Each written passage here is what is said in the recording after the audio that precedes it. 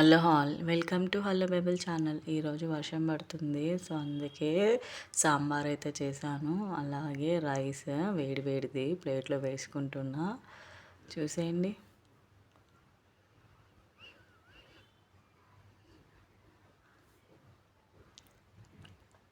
ఇప్పుడు సాంబార్ నాకైతే చాలా ఇష్టం. పప్పు అన్న పప్పుచారన్న దాంట్లో ములక్కాయ సొరకాయ క్యారెట్ వేసి చేశాను, బాగుంటుంది.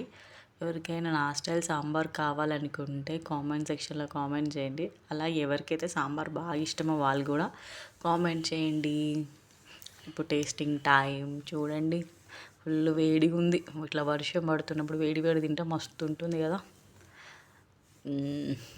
బా మనం తినేటప్పుడు ఫీల్ అవ్వాలండి.